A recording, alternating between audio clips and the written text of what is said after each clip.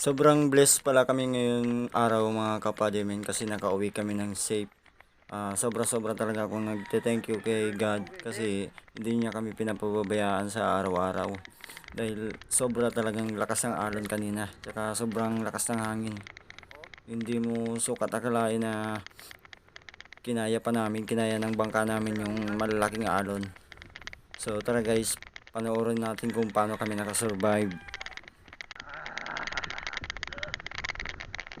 Dalawang init ang buong katawan. Grabe.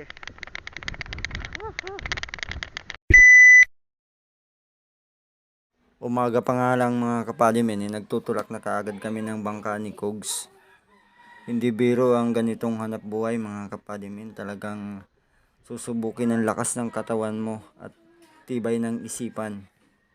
Sa ganitong hanap buhay kasi mga kapadimin, pag hindi ka madiskarte, wala ka. Sa kangkungan ka pupulutin. Tsaka yung diskarte, samahan mo rin ng maraming sipag, hindi lang kaunti. Para may marating ka sa buhay mga kapadimin. Kahit anong trabaho naman basta paghusayan mo lang, pagigihan mo lang, sipagan mo lang, may mararating ka.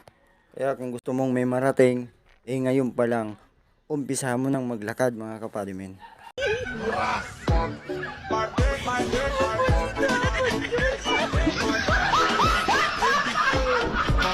Joke lang po mga kapadimin, pinapatawa ko lang po kayo. Masyado tayo kasing seryoso Ngayon nga po pala mga kapadimin, kung napapansin nyo, tuyong-tuyo yung ating dagat kasi napakalaki ng low tide ngayon.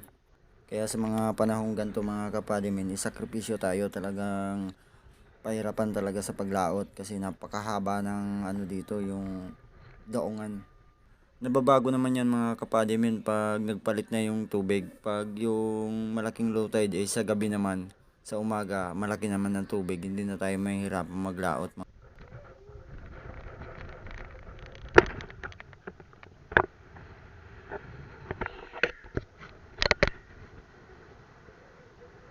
Layo pa. Ganito pala mga kapadimin manghuli pag malaki ang low tide. Ganyan lang lakad-lakad ka lang sa loob ng baklad. Salok-salok lang. Salok dito, salok doon. Ganun lang kasimple mga kapadimin. Nung matapos nga namin pandawin yung mga nasa mababaw namin baklad mga kapadimin, pumunta na kami dito sa malalim. Yung ginawa pala natin dito mga kapadimin ay mabilis ang pagsisid lang o pagpandaw kasi nararamdaman na namin na napapalakas yung hanging amihan. Maliit pa naman na bangka ang dala namin ngayon kasi dalawa lang kami ni Kugs na nagpandaw ngayong araw. Kapag salok na nga si Kugs dito sa ilalim guys sa loob ng bunuan, yan. Pero babalik pa siya sa pinakang malawak para maghanap pa ng kusit o kung ano mang laman nito guys. Kung napapansin nyo mga kapadimin, dito sa bidyong ito, lumalaki na ng lumalaki yung alon. Nandito pa naman tayo sa pinakang malalim na area ng baklad natin. Hindi na bumababaw dito mga kapadimin kahit malaki ang low tide kasi permis na ang tubig dito, malalim na talaga siya. Pag high tide naman, mas lalo pa siyang lumalalim. Wala talaga.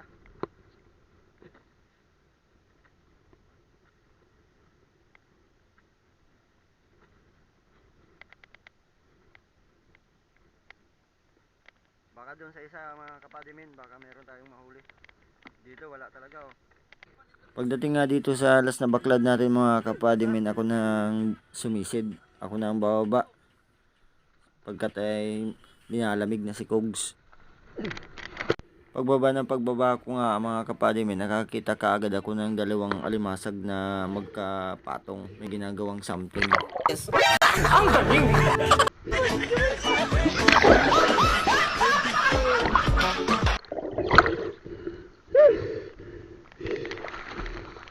Medyo malabo pala ang tubig ngayon guys, kaya hirap kami sa pagsisid. Sa pagsisid ko nga uli mga kapadimin, nakachamba na lang ako ng isang pusit dyan na malaki, yung bagulang kung tawagin.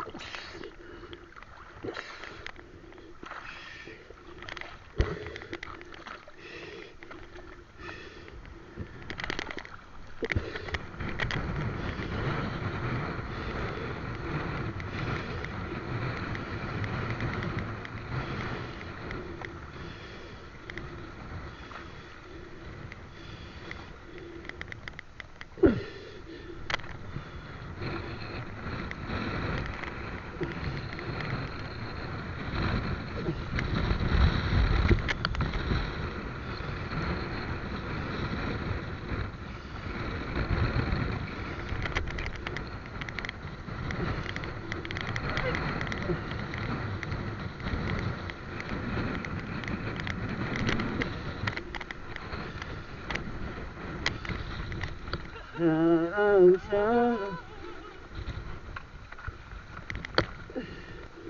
Tapos na daw ini. Limasan ko muna. Woohoo!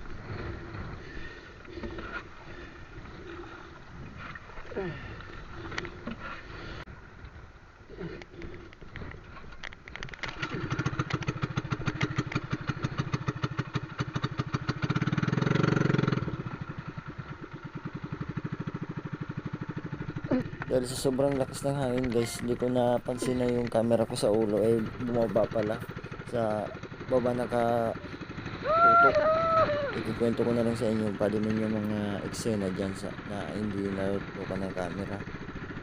Medyo pumunta kami sa pinakang gilid dun sa pinakamababaw para maliliit lang ang alon, doon kami dumaan.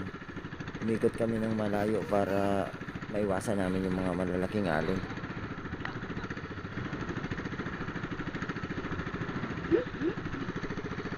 Grabe.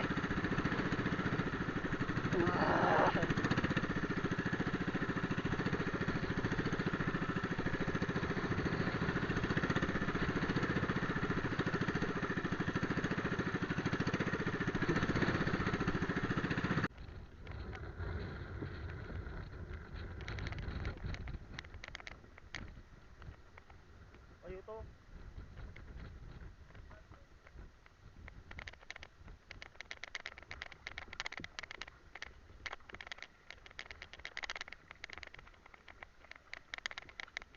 Ay, thank you Lord, nakauwi din.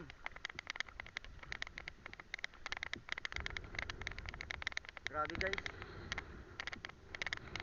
Oh,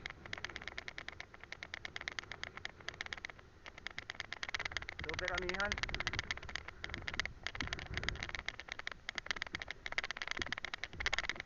Ah,